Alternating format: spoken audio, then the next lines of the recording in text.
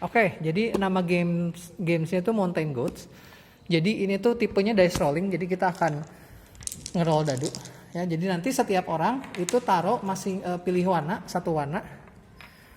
Terus taruh di masing-masing nilai di bawahnya sini kayak gini.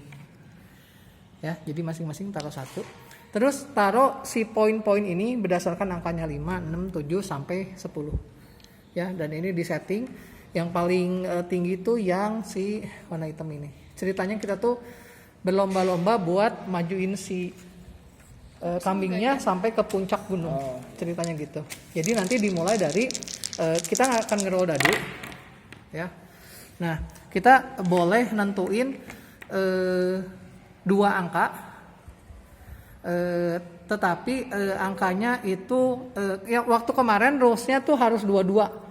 Tapi biar nggak terlalu susah buat anak kelas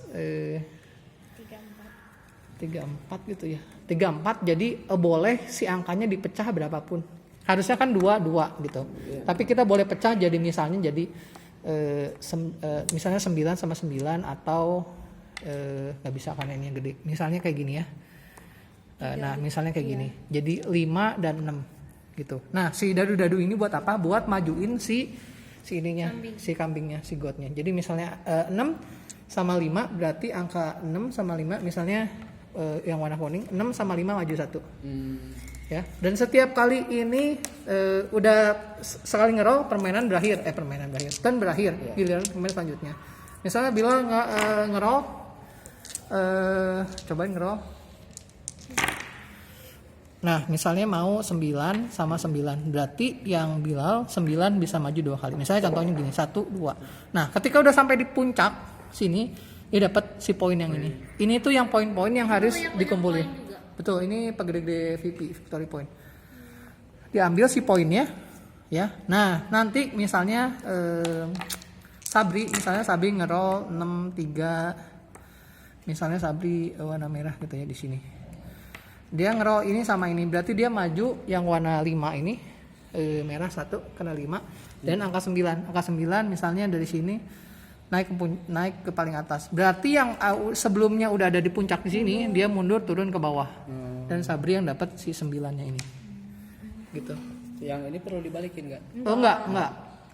Itu poin masing-masing pemain, ya. Nah, permainan berakhir kalau ada salah 3 poin. Yang manapun itu udah habis. Jadi poin 9 habis. Misalnya udah dibagiin ya ke semua orang.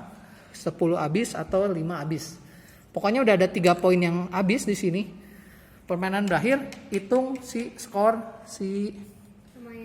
ininya, tiap-tiap pemain. Ya. Jadi ini sekali lagi kalau misalnya kayak gini ini strategi kan? Strategi ada push your luck-nya juga karena pakai dadu.